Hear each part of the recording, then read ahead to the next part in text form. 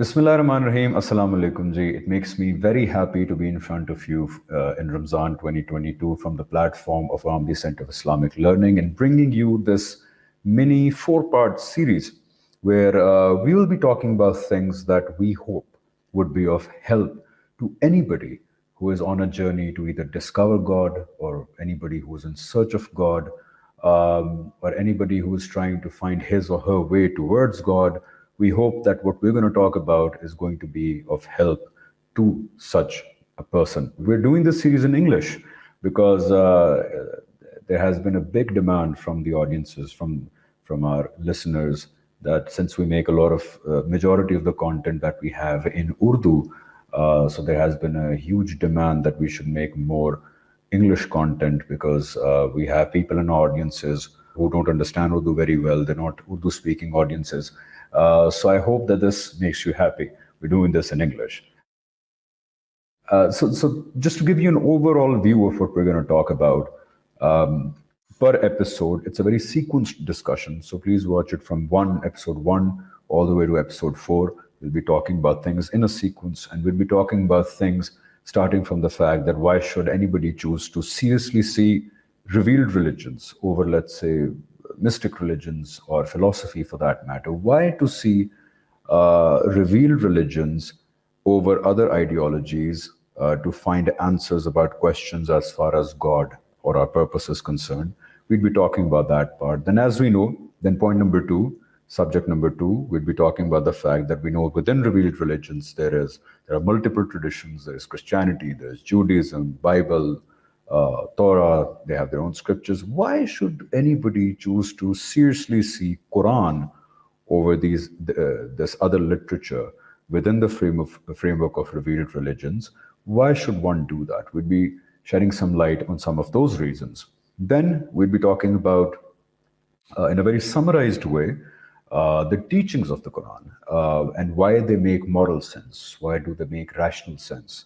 We'd be talking about that part. And then finally, last but not the least, we'd be talking about some of the misconceptions about the book itself, the Quran, and some of its teachings, some misconceptions that are very prevalent. We'd be talking about them and we'll try to address them. I'm very happy that I get to talk about Quran with a very, very, very learned Quranic scholar who has written recently a masterpiece called A History of the Quran, a critical study. And he has also done English rendition of the Urdu translation of the Quran by Javed Ahmed Ghamidi Sahib. He's done an English rendition of that, and it's a highly recommended translation, especially for the first time readers, because it's very simple and it's very easy to understand. So I'm very privileged and I'm very happy to get his take and to get his opinion on the matters that we'll be discussing that I told you about. So I can't wait, just like you can't wait. I'm very happy and very pleased to talk to our very distinguished guest, Dr. Shehzad Saleem Saab. Sir, thank you so much for giving us time for this series and for joining us. Thank you so much. You're most welcome. It's my pleasure as well. Very good. Thank you so much, sir. We're going to be discussing very interesting points. Just to give you a small summary, we're going to be talking about why should anybody even look at revealed religions in the first place as far as getting answers about God is concerned. Then we're going to be talking about why should anybody even check Quran in the first place when we have other books as well. For example, we have the Torah, the Bible. And thirdly, we're going to be talking about in a very summarized way about the teachings of the Quran, about the contents of the Quran, what kind of a book is the Quran in the first place, how to read it, and finally, we're going to be discussing some misconceptions that are very prevalent about the Quran and Islam. So, Shehzad bhai, without further delay, I would come to you with my first question. I'd say the most important question. When it comes to God, we see that there are 2 or 3, or existence, I would say, when it comes to existence, there are 2 or 3 main ways in which humanity has found answers. One is philosophy, one is mystic religions, and the other is revealed religions. In Islam is also a revealed religion. Why should anyone look at revealed religions in the first place and not, let's say, mystic religions or spiritual religions or philosophy for that matter? Shehzad bhai, over to you. Well, first of all, the point I'd like to make here is you see that one thing that all of us must realize is that all of us are born with a lot of guidance wherever it has come from. Let's just ignore the source of this guidance, but for the moment, what we can say is that all of us have a deep cognizance of right and wrong, and this is inbuilt. And this inbuilt phenomena is something which guides us through our journey in life. We can tread the path of life. And one of the most guiding features that we have, and which I would say the Almighty has blessed us with, is our conscience and is our awareness of good and evil. So when we realize that there is a God, and when we realize that we have to move forward in life, and there are a lot of decisions that we have to make, on most occasions, our own conscience guides us and we feel comfortable following the voice of our conscience. But then, if there is a creator, then the question, of course, arises that there is one area at least, in which our own intellect and our conscience is deficient. And it would not be very possible for the intellect, the way it has been equipped, and our conscience to find the right way in that regard. And that is our connection with God. So, if there is a God, and if we have to find that connection with God, then what exactly should be that connection? How exactly should we go about and establish that connection with God? Our own intellect, if it is left alone to itself, on most occasions, it goes to extremes. So either we end up doing a life of worship rituals in which there's nothing except worship rituals. And of course, then again, the question is that how exactly are those worship rituals to be determined? Because you see, the way we have to connect with God is something that would be left to our own intellect. And human intellect is prone to extremes. So when in the absence of any outside guidance, the internal guidance that we have in this regard is deficient, is insufficient. So either we end up spending our whole lives in worship rituals of various sorts, or we go to the other extreme. We give up those worship rituals and we think that it's enough to just remember God while doing our work. So one of the reasons that we need something outside that revealed guidance, that innate guidance that we have, which connects us to God, and that is where we need this whole phenomenon, what we call as revealed religions.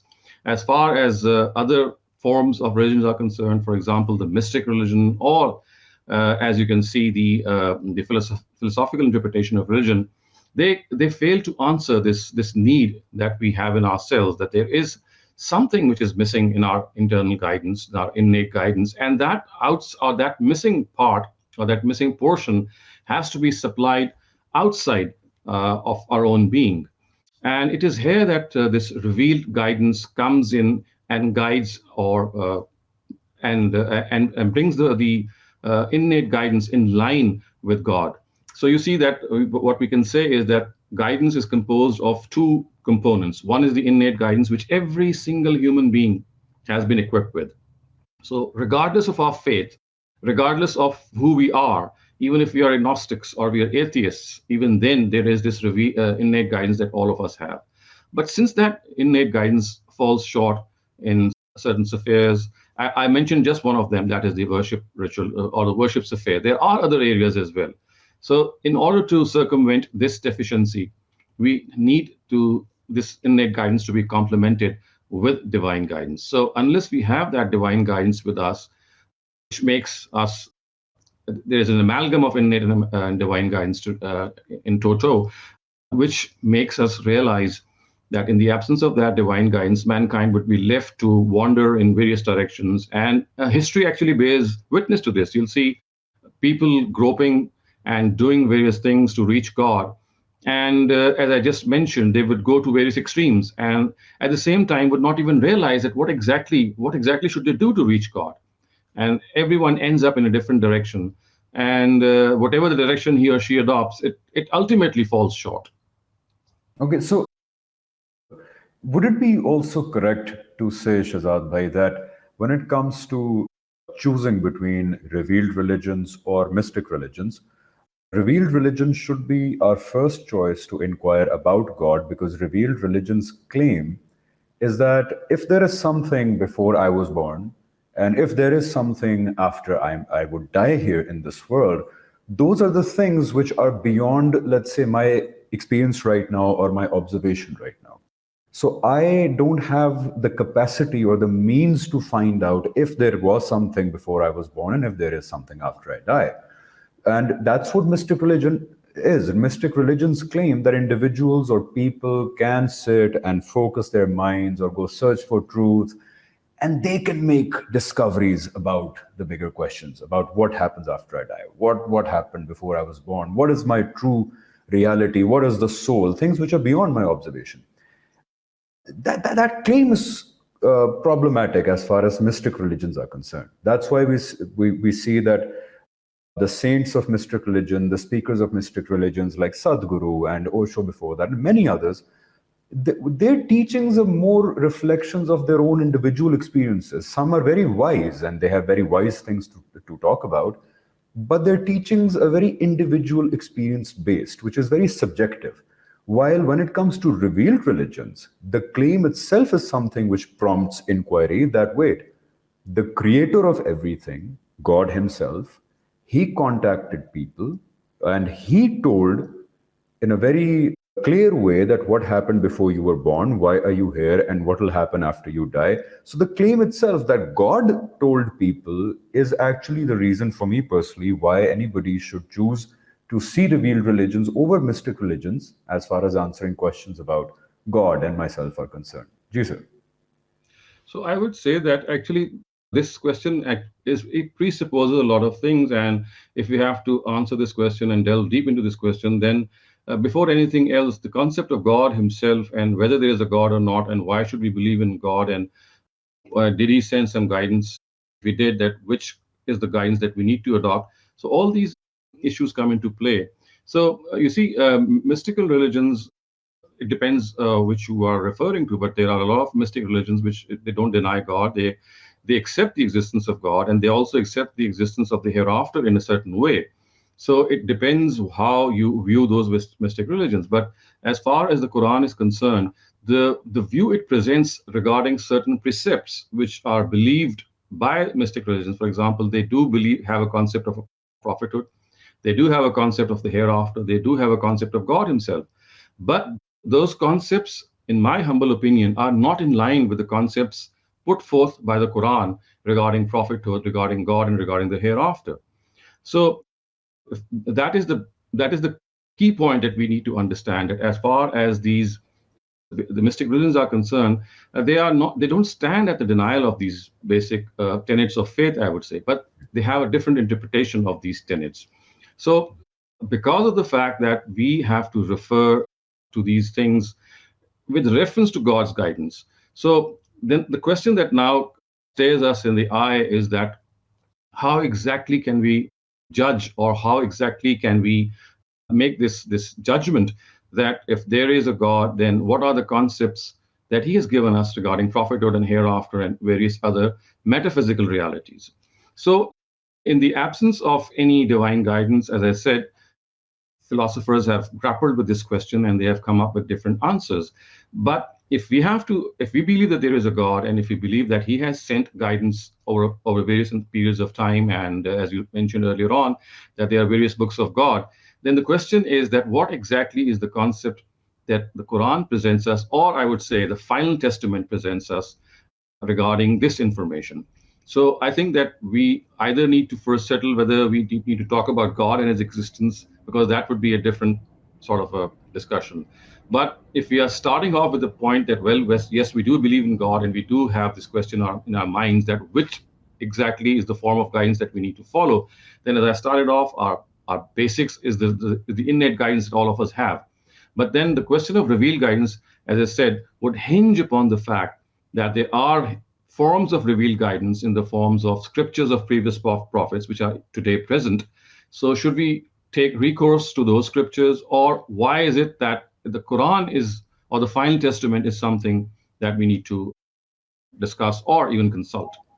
Yes, that's the point that I want to come to. Okay, when anybody comes to a point where they say that, okay, fine, if I look within myself, the DNA, the universe around me, I can come very easily to a point where I think that there might be a God or a designer behind everything. And okay, fine, revealed religion's claim is inciting me that I to look at it, that okay, fine, that God himself contacted mankind to tell us what's all existence about.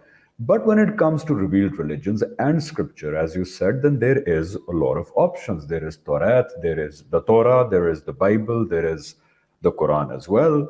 And how does one decide to look at the Quran? As we say, why Quran and why not, let's say, Bible and Torah? Because they also claim to be from God and are a part of revealed religion tradition. Ji sir. Well, I think as a person who would try to view and analyze these things on the basis of logic and not on as a believer, if I take out of my spectacles of a believer's spectacles which was worn by believers, I would say that an an impassionate or an unbiased view of the sources that we have today should be conducted. So, of the Abrahamic religions that we have today, we have, as you said, the Torah or the Old Testament, and we have the Injil or the New Testament, and of course we have the Psalms of David, which is of course the part of the Old Testament. And the fourth book that we have today is the Quran. So, as you said, that what exactly is the reason that we should end up following the Quran and not follow the other scriptures or the previous scriptures? Well, to my mind, as I said, if I start off my investigation as a person who would like to objectively and not subjectively, because I was a born a Muslim, if objectively I am given the choice, then there is one thing that would strike me in a very, very profound manner, and that is that Muslims or proponents of Islam, they claim they have the guidance of God in its original language, preserved the way it was revealed to the last prophet. This is a claim. Of course, we need to ratify the claim, we need to verify the claim, but this would strike something in my mind, and I would make a mental note of that. For the reason for this is that the other three books which we have today, none of them is found in its original language. And this is something which is not that what I'm saying, it's not a claim that I'm making. In fact, the proponents of all these books or the adherents of all these books, they do accept the fact that these books are not available in their original language. Just let me give you the example of the Injil or the Gospel or the New Testament, which was revealed to Jesus, sallallahu alaihi wasallam. We know that his language was Aramaic, and the Gospels or the Injil was never written in that language. For the first time, it was penned down in Greek language, in the Greek language. And this was almost about 60 or 70 years after Jesus had, sallallahu alaihi wasallam, had passed away. So this case can be made for the rest of the books as well. And this is a case regarding history. And this is something which none of the proponents of these books or the adherents of these books would deny. So I have a group of people called Muslims who make this claim that they have the original book of God with them. So when I start to investigate that claim, and if I personally talk about myself, I find that claim stands the test of time. And that claim is true. And if the claim itself that this is the final book of God and it is present with us the way it was revealed, there has not been the slightest change over these 14 centuries, which is a hell of a lot of period. And I also think that the words of God have been preserved. And my natural choice, regardless of the fact whether I am a Muslim or a non-Muslim or a believer or a non-believer, but if I am trying to find God's guidance, my natural choice would be something which has this claim that it is the final word of God. As far as all the other books are concerned, as I said, you can, ask the people, you can ask the Jews regarding their own book, the Christians regarding the Gospels, and the followers of Prophet David regarding the book of Psalms. You'll find that none of them would make this claim. But at the same time, this doesn't mean that these books or these previous scriptures are to be discarded, or they have to be left alone, or they have to be forsaken. And that could be this actually is a whole approach that we might deal with in another question. So what I'm trying to say is that merely the fact that the Quran is available, or the only book from God which is available in its original form is the Quran, is a reason enough for me to consult this book as the final guidance.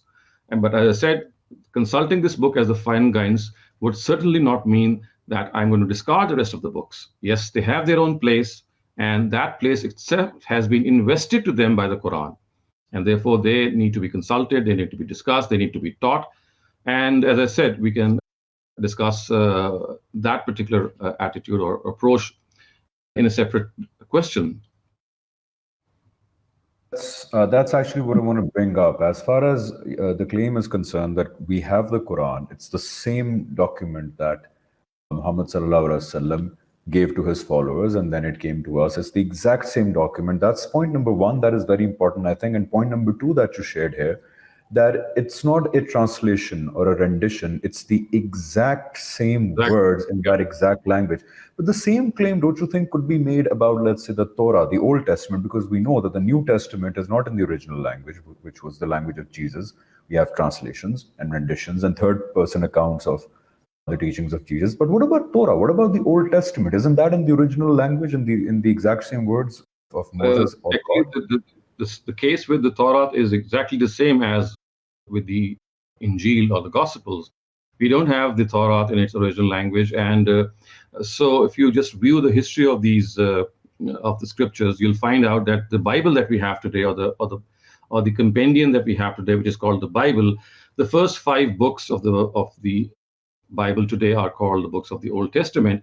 And in that particular sequence also, the 5th book, which is called the book of Deuteronomy, is actually the Torah itself in its final form. So you see, just as the Quran was revealed in a way, in a chronological sequence, in a historical sequence, and then it was recompiled in a new sequence. In a very similar way, the Torah or the Old Testament was revealed, and then it was recompiled in a new sequence. And that new sequence is the 5th book of the Torah, which is the book of Deuteronomy.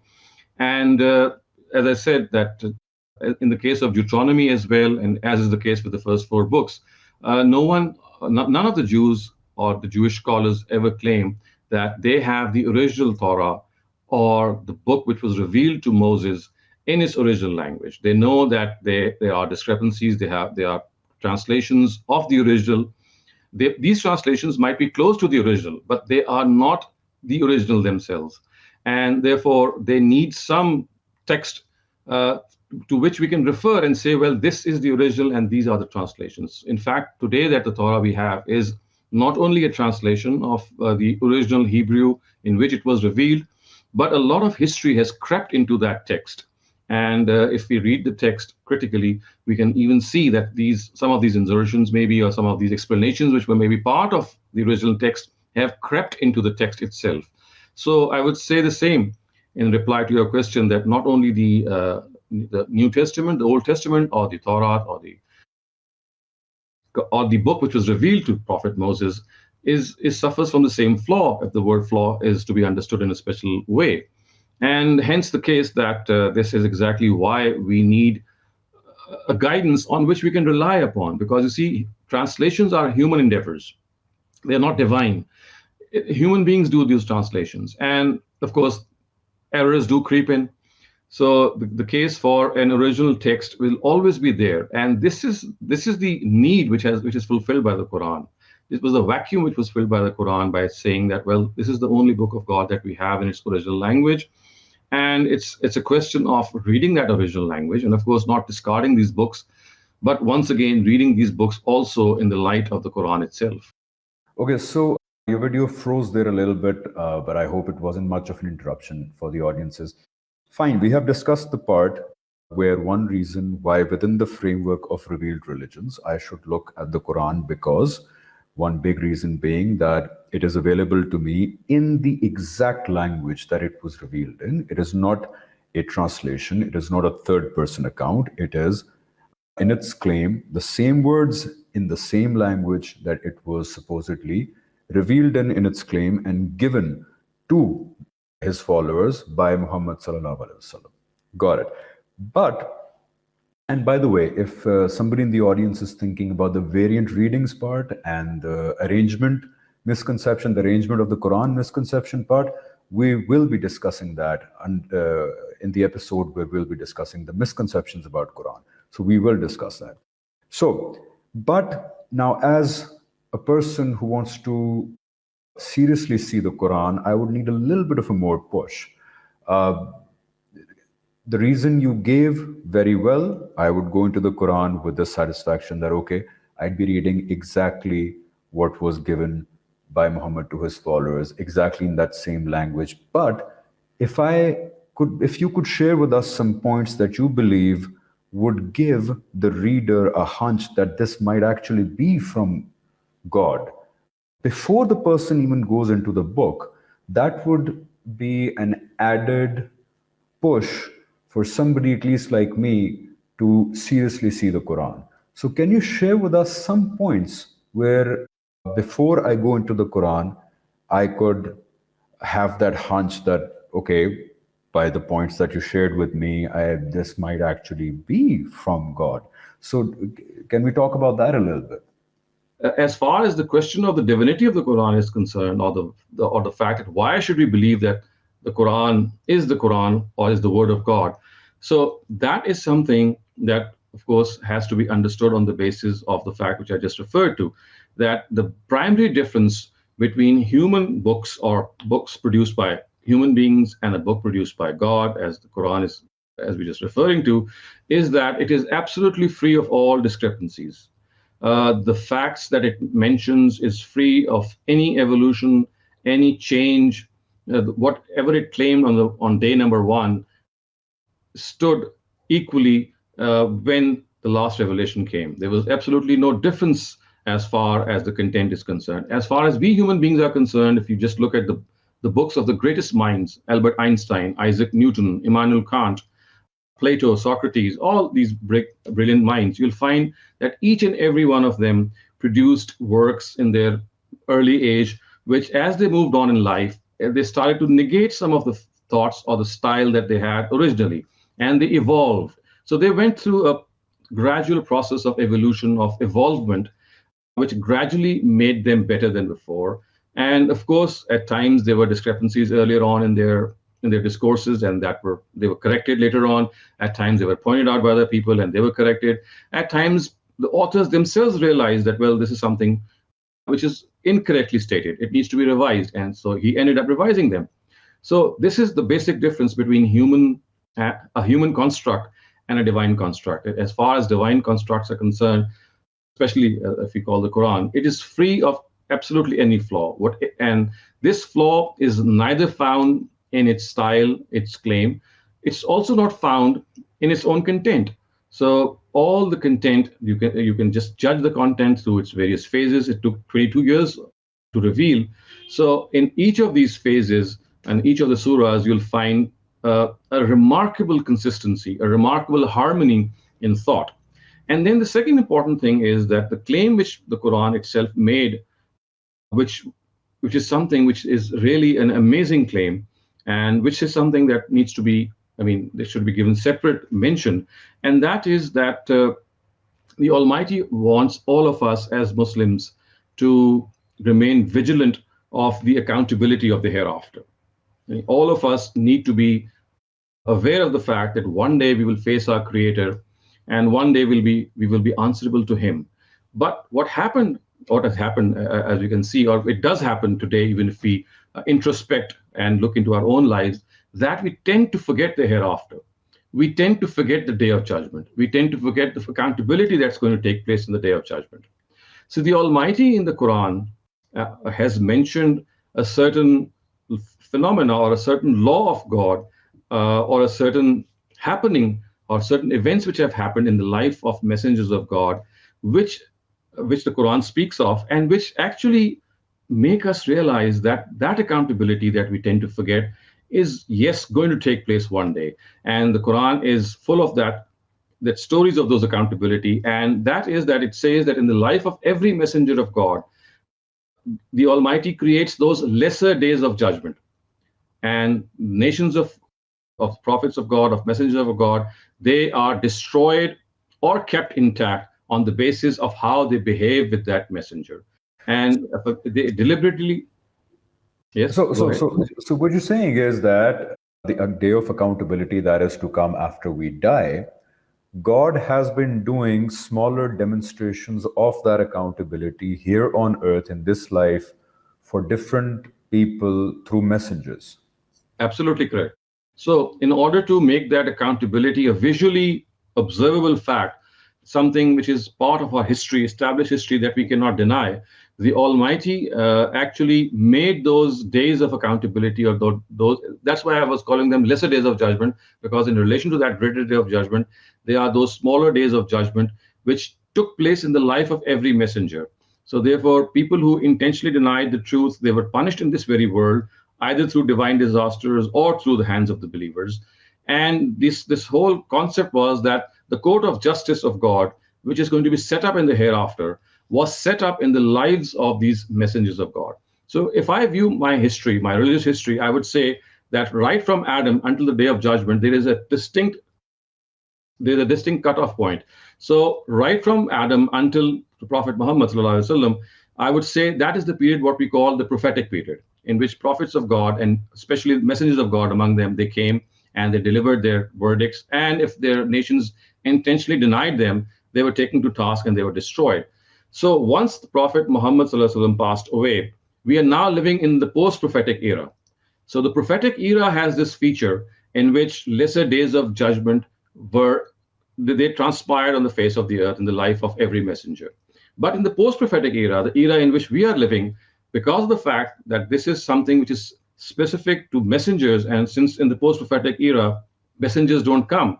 So today that we in the world that we are living in, and the era that we are living in after the departure of Prophet Muhammad, is the era in which we need to look back towards that prophetic era and see how accountability took place on the face of the earth. And the Quran has actually preserved the saga, the whole adventure, as I would say, or the whole story of those lesser days of judgment, which took place in the lives of various messengers like Noah, like the Prophet Saleh, like the Prophet Hud, like Prophet Abraham. And it preserved it in its own corpus. And people like us who are living in the post-prophetic era, we read it from the Quran and we find out that look how this accountability took place for these nations in this world. So as far as we are concerned, we are also bound to face our accountability. But the only thing is that this accountability is not necessarily taking place in this world, because of the fact that the scheme of God is that this only takes place in this world whenever He sends a messenger. But after the departure of the final messenger, this post-prophetic era is devoid of any messengers. So the logical conclusion is that this accountability is going to come later on, if not in our own lives. Hence, the day of judgment is something which is established through this, that today we must not be unmindful for that happening. And just referring it or connecting it back to our previous discussion when we said that this is one of the areas through which we can actually see how the Quran is actually the divine word of God. I mentioned, first of all, the fact that there's a lack of discrepancy in the Quran, which is one big feature. And another equally big feature is the fact that this phenomena, which is mentioned in the Quran, in which these days of accountability were held in this world, so that that greater accountability should never evade our eyes, is another huge proof of the fact that it is the word of God. It is something which is revealed from the Almighty, because this is how things exactly happened on the face of the earth. Not only the Quran, but the previous scriptures that we were referring to, they also vouch for the fact that yes, these lesser days of judgment did take place in the times of these messengers, so that accountability is something that we become so used to whenever we read the Quran and the previous scriptures, that we never forget the fact that yes, one day we too will be standing in the Almighty's court of justice. It might not be in this world, but yes, for all intents and purposes, it will happen in the next world. Okay, so would it be accurate to say, Shehzad bhai, as you rightly pointed out, that one reason why Quran needs to be checked out very seriously, and one very very big reason why Quran is most probably actually a divine book, is, you could say in a nutshell, that Muhammad, peace be upon him, sallallahu alaihi wasallam, made a claim through Quran, and as per the claim, it was the claim of God through Muhammad sallallahu alaihi wasallam. And that claim got fulfilled exactly as it was claimed. As you rightly pointed out, that Muhammad sallallahu alaihi wasallam said that God has been doing judgments in the world, demonstrations of his judgment in the world, and I am the last of those judgments. I have come not just as a messenger of God, but also as a judgment of God for my adversaries. I will make truth on behalf of God clear to my adversaries to a point where it's undeniably clear. And then, if people still reject it out of ego or arrogance or worldly benefit or etc., after having understood it as truth, if they still reject it, then God will punish them in this world. And those who accept the truth, they surrender to it after knowing that it's truth, God will reward them for it in this world. Why does this happen? This happens, number one, for God to directly give guidance to people through messengers, but most importantly, God establishes the biggest proof of the ultimate judgment day to come through these smaller demonstrations of judgment on earth. Now, the reason why Quran should be seen very seriously is because what Muhammad claimed, exactly that claim happened as it was claimed, not just in the city of Mecca, where his opponents were conclusively defeated, but in the Arabian Peninsula, where his adversaries were conclusively defeated, absolutely defeated. But I think the bigger miracle is that the kings of Persia, the Persian emperor, the Byzantine emperor, and the Egyptian king, they also became the adversaries of Muhammad Sallallahu Alaihi Wasallam when Muhammad Sallallahu Alaihi Wasallam sent them letters. And when they denied the living messenger and ambassador of God, their empires also toppled as per the claim. And hence, this judgment of God didn't just happen in the shining light of history for everyone to record, but it also happened on such an international and global scale that it really is shouting out to us to look at the content of the Quran or the claims of Muhammad very seriously. What do you have to say about that, sir? Yes, absolutely. You have very nicely put this whole premise of the Quran in a very nice way, and that is that the claim which the Prophet actually made on the very first day of his prophethood, when he had no one besides him, when very few people had perhaps accepted faith. So in the early Meccan surahs, he actually said that this is what was going to happen, that I'm God's messenger, I'm God's last messenger, and I'm going to convey the truth. If you follow the truth, you'll reign supreme, otherwise you'll be subdued. And this is something which he said when people would actually mock at him. They would laugh at him that look at this person who is, I mean, he was just a person who has no support, and all the support that we have is so huge that how can this claim be true?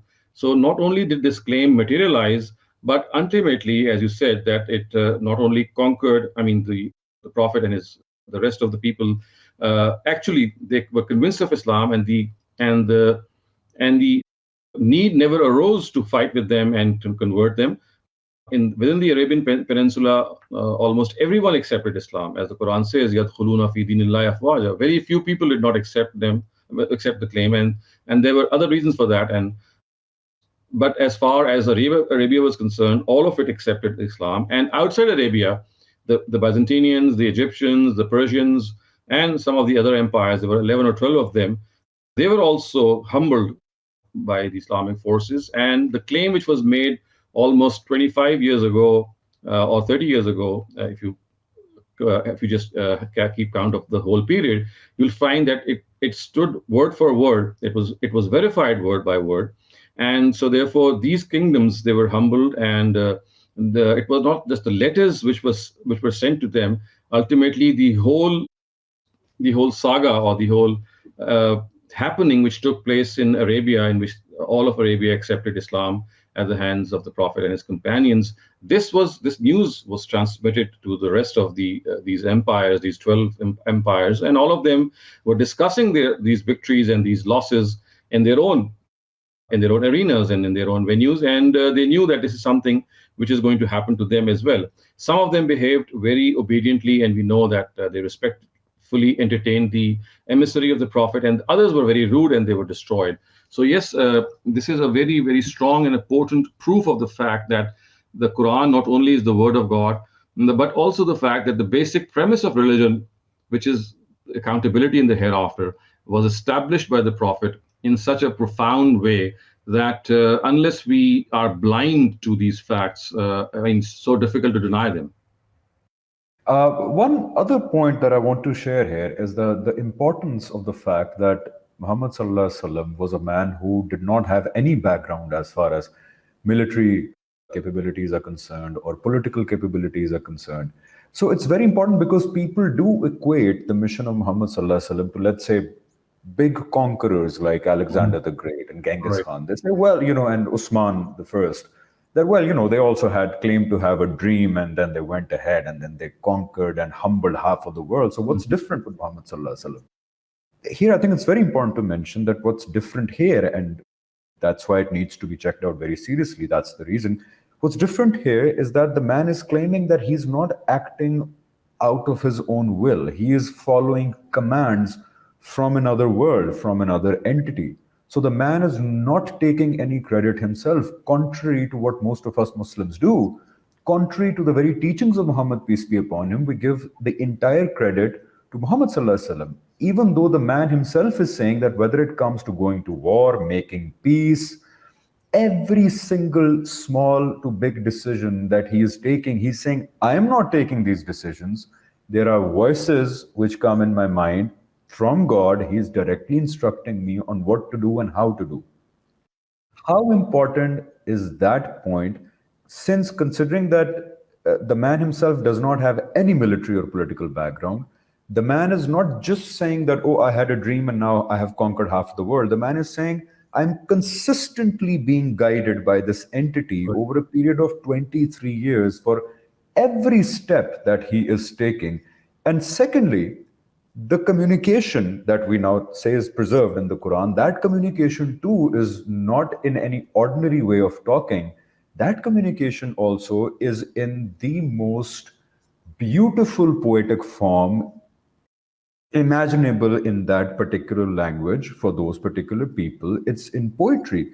Even in the Quran, the claim is that Muhammad Sallallahu Alaihi Wasallam does not have any background in poetry at all. How important are these points for anybody to see and decide, okay, well, I need to see the Quran very seriously. I need to see what Muhammad Sallallahu Alaihi Wasallam said very seriously. Whether I believe it or not as divine or right or wrong is part number two. How important are these factors in deciding that I need to see Quran very seriously?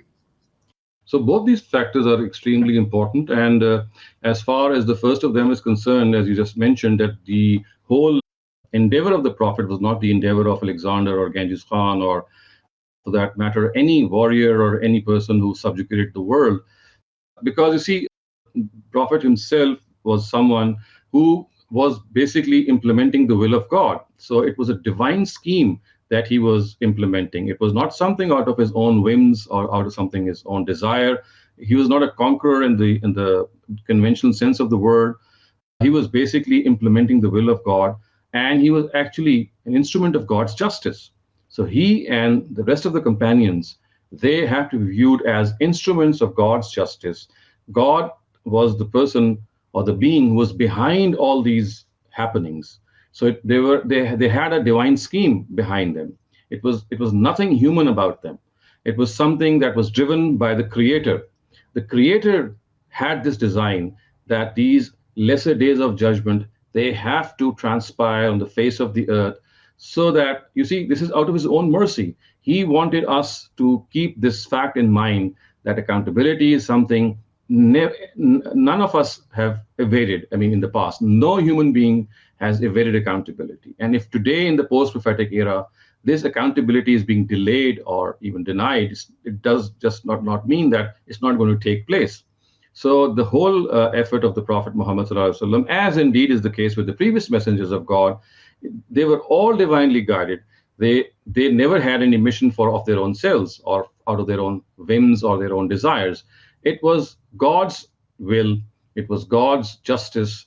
They became instruments of God's justice on the face of the earth, and it was a divine plan that they executed. So it was basically a divine plan that they executed, and thus they cannot be compared in any way with the conquests of various leaders and conquerors of this world. As far as the second point is concerned, that is also very important, because you see, the Prophet did not have any literary background. And the Quran actually refers to this as a proof of his prophethood. It says, فَقَدْ لَبِسْتُ فِيكُمْ عُمُرًا, that I have spent a whole lifetime before you, 40 years. I never was a person who used to read or write or produce these compositions. How can you just blame me that I produced it out of my own self? Because I just couldn't have done it in isolation. For on these 40 years that you have known, I'm not a literary person. I have not been writing or reading or instructing people. It is just that I have received something in my 40th year of my life, and this is what I'm presenting. So, had it been from my own self, you would have at least seen a semblance of this in my previous life, that I used to write something or orate. I was an orator, I was a sermonizer. There was no such thing. And out of the blue, now I'm presenting something to you as the word of God. So the Quran presents this as an evidence of his prophethood, that had it been something of the sort, then they would have actually said, well, this is nothing new. You have already been producing things before, and this is another of your productions or another of your things that you have authored. So on the contrary, the Prophet, without any reading or writing background, he produced a miracle of, as you said, a masterpiece of literature. And this could have not happened for a person who's not even well versed with these things. So yes, this is the second proof of the fact that he was a prophet of God, and so therefore the Quran actually cites this whole phenomena as a proof of his prophethood. Okay, perfect. I think we should move forward to our next point.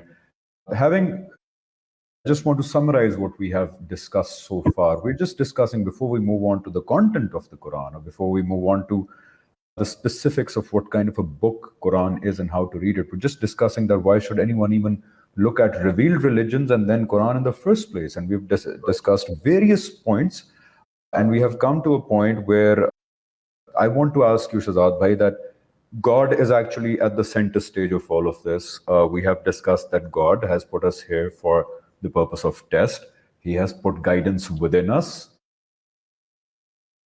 The knowledge of right and wrong, the knowledge of God, and the knowledge of being held accountable, the knowledge of justice. Then later, he has sent messengers to remind people of the accountability that is to come. I think accountability after we die is the most important aspect of God's guidance. Once human beings did not accept the idea of accountability, forgot about it, resisted it on the basis of rationale and logic, then God sent his emissaries or his Rasuls as a practical demonstration of that judgment to come on a smaller scale in this world, as a proof of the bigger judgment to come. It's basically God doing everything through people. Indirectly, because God is invisible in this existence to maintain the freedom of choice that we are to exercise here. So he acts indirectly through people and does all of this for our guidance and as proof of judgment day to come.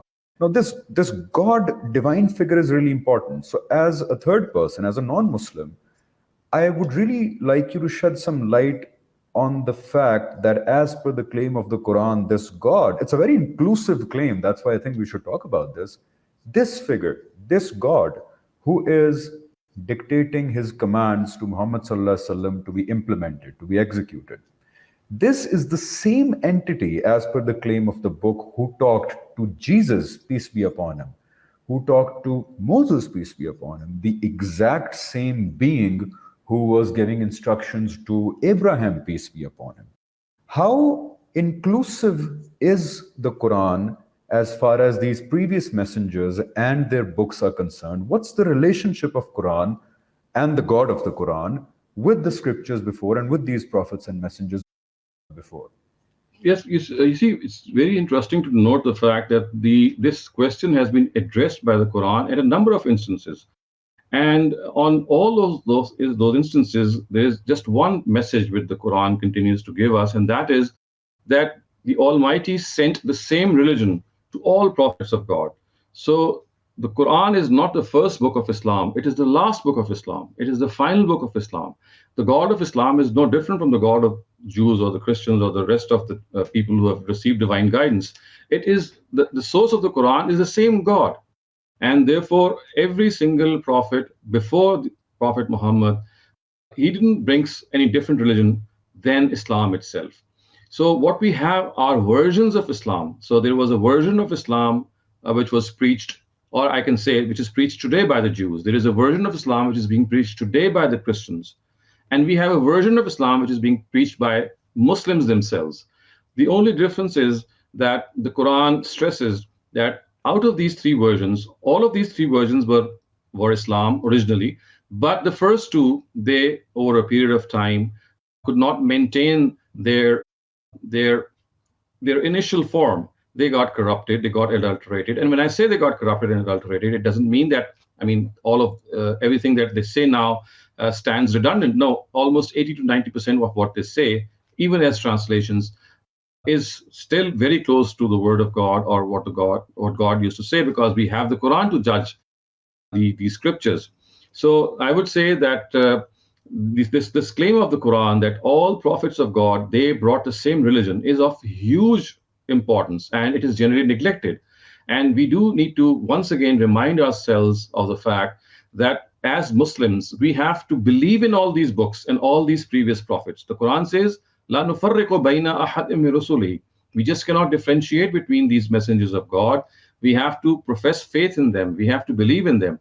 And of course, when we need to believe in these books of God and these messengers of God, how exactly are going to we do that? We cannot do that blindly. We have to read these books, understand these books, and see how they conform to the message of the Quran. So I would say that the fact that every single prophet of God had the same Islam to teach us.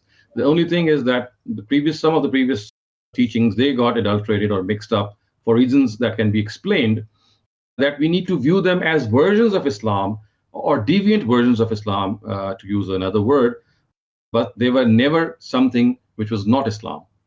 Okay, two questions here. Two questions here. I think it's a very important point that you put forward, that Quran tells its followers not to discriminate between any prophet or messenger. For a Muslim, ideally speaking, Prophet Jesus, peace be upon him, is exactly as respectable and honorable as Prophet Muhammad, peace be upon him. And Right. and the same goes for Prophet Moses and Prophet Muhammad. There is no superior and inferior prophet as far as Quran is concerned. They are all to be treated with the same respect. That's a very important point, because I know so many of our Christian brothers and sisters, so many of our Jewish brothers and sisters who somehow have this false notion in their minds that as a Muslim, I consider, which I think us Muslims are also to blame a little bit, because some of our circles do have that claim, contrary to the Quran, that Prophet Muhammad, peace be upon him, is actually the head of all the prophets. And we somehow put Jesus, peace be upon him, Moses, peace be upon him, on a lower pedestal than Muhammad sallallahu alaihi wasallam. That is not the case. The God of the Quran is saying, they are all my prophets, they're all my messengers with the same message. They're all to be respected and treated equally. That's very important. The other question is, this was probably my own comment, but the question is, as you said, the books before, we don't have them preserved like we have the Quran. Again, I know the audience must be thinking that we did not per se complete part of variant readings. We'll come to that, I think, in the misconceptions. We'll also come to the arrangement of the Quran in the misconceptions part. So we will discuss that. I know people must be thinking about that. But my question here is that, as you said, that the previous scriptures are not preserved like God has preserved the Quran. Why is that so? Why were the previous scriptures not preserved in the same way that Quran is preserved? Well, I think one basic reason that comes to my mind is that the institution of prophethood was continuing in the cases of the previous books of God. So we knew, I mean, everyone, or the scheme of God was that if there is going to be any change in the teachings of a book, of course, since the institution of prophethood is still there, so any change or any corruption could be countered by the next prophet who could rectify the corrupted or the changed teachings. So because of the fact that the institution of prophethood was still in play, it was still going on, it does seem to me that one of the reasons that the Almighty never bothered to preserve these books was that the person of the prophet was still to exist for the next couple of years or maybe a few centuries. It was only in the person of Prophet Muhammad, when the Almighty deemed it necessary that the institution of prophethood would be terminated, that the need arose to preserve the final guidance, because now no new prophet is going to come. And if there is going to be some problem in the scriptures preservation, then there would be no one to correct it. Hence, the need arose that, yes, the final scripture has to be preserved. And I think the reason that this preservation took place, and we need to keep this in mind as well, that it was through humans that this preservation took place. Yes, it was the scheme of God, but the scheme was implemented through human beings. Because you see, in the case of Jesus, for example, when he left this world, there were about 12 of his disciples who were carrying forth his word. But in the case of Prophet Muhammad, it was an entirely different background. A whole empire had been established. They were, at least as records say, the minimum records which tell us the number of people who Prophet left behind, or he addressed in the final Hajj, were 60,000. So there are estimates ranging from 60,000 to 120,000 people that the Prophet left behind. So it was essential for the book of God to be preserved through human hands, that a large number of people exist at the demise of the Prophet, so all of them could receive it and then transfer it generation to generation to the next peoples. So this was made possible in the times of Prophet Muhammad. Not only the fact that these people existed in this large number, but a whole empire was established, and this empire had this continuity of existence right until 1924, when the Ottoman Empire was dismembered. So you see, over those, I mean, it's such a large period of time of 14 centuries, in which not only the generations increased in their number. I mean, all of them stood up to the conditions of the Tawatur, but at the same time, they had the backing of a state which actually had its own role to play in furthering the spread of the Quran. This was never the case with the previous prophets. Arrangements were made in such a case, and so therefore, this has to be accounted for historically as well. Okay, so it would be correct to say that the lack of preservation of the previous scriptures is not per se a shortcoming on the part of God, Yeah.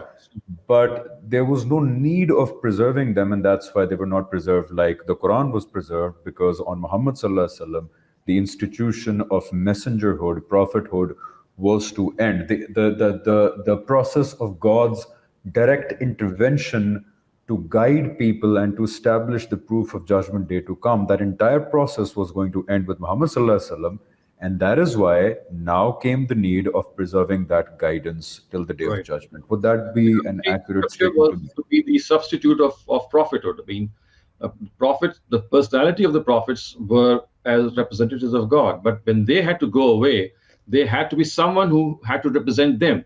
So the scripture was now a representative of a messenger, and therefore divine guidance in itself. Okay, perfect. Shehzad bhai, I think we have talked about very amply about the fact that why does anybody need to check out revealed religions, and in the revealed religions, why do people need to check out the Quran specifically? I think we have shed as much light as we could have in 1 hour or so. In the next episode, Shehzad bhai, I would like to discuss with you that if for someone who has now decided to check out Quran very seriously, what kind of a book Quran is and how should one go about reading it. Before I end the episode, as far as today's topic is concerned, that why one must go for revealed religions if one wants to find out the truth about God, and why Quran in those revealed religions. About this topic, do you have any last words to make before I end the episode for today? Well, just one thing that I'd like to perhaps once again point out or reiterate, that you see, we need to understand this fact that as far as the Quran is concerned, the nature of guidance of the Quran, or the way that we need to benefit from the Quran, of course, is something, as you said, will be brought up in our future episodes. But so far as today's episode is concerned, the important point that we perhaps need to revisit is that that human beings in themselves have been blessed with innate guidance, and we must not downplay it and we must not overplay it. I mean, this innate guidance, which shows us the way, it leads us to a lot of, it gives us a lot of solutions to a lot of problems, is a very blessed thing. But it should not be totally relied upon. It cannot be totally relied upon because of its inherent deficiencies. And if it's to be relied upon, then of course we would be people who would be incomplete in a lot of respects. As I said, especially for example, there are certain areas even within in our mundane affairs in which we need to give preference to certain directives and of course discard certain other directives. But the as far as the verdict of intellect is concerned, it could vary from person to person. So what divine guidance does is that it rules out all these options and gives you one specific option. So not only should we value this innate guidance, but at the same time realize that it is not the ultimate guidance. There is still something missing in that innate guidance. And it is here that divine guidance comes into play and gives us that small missing, or that missing link that is there in that innate guidance, and which actually then completes the whole guidance from God. So innate guidance plus divine guidance, or innate guidance plus revealed guidance, this is what we call complete guidance. In the absence of either, we will be ending up nowhere. So we need both of them. Before I end, would it be accurate to say, Shehzad Bhai, that basic guidance is within us through messengers and prophets? God gives details to that basic guidance within us, and that guidance coming in front of us through an indirect way, through a man, which is either a prophet or a messenger, and now through a book, us accepting that the details of the guidance within us, accepting or rejecting it, and that guidance coming in front of us in an indirect way through a book, that's also part of the test, that when something is apparent to us as truth, will we accept it or not? Yes, absolutely. It's part of the test as well. Because you see, another thing which the Quran does is that it not only gives you fresh guidance, which is the divine part, it also reminds of you of the innate guidance. Thus, for example, there are a lot of areas in the Quran in which it would give you certain directives and say that, don't you reflect on this? Don't you already know this? So you see, one of the contributions of divine guidance is that on the one hand, it gives you fresh guidance. I mean, something which only God would have told you. And on the other hand, it keeps us reminding of the fact that the innate guidance that we have, we must not discard it. We must not, ignore it. It's equally important. So yes, I would say that it is an equal part of our test, because you see, at times divine guidance, it only comes forth and sheds what we have within us. And if we reject that, it would be rejecting our own self or our own divine guidance. So this is also part of the test, and this has to be kept in consideration at all times. Perfect. Thank you so much, Shehzad Bhai. We've run out of time for today's episode. And the next one, we will inshallah discuss that what kind of a book Quran is and how should one go reading it. Thank you so much, Shehzad Bhai, for your time, and inshallah see you in the next episode. Inshallah. Okay, thank you very much. Assalamu alaikum wa rahmatullahi wa barakatuh. Wa alaikum assalam.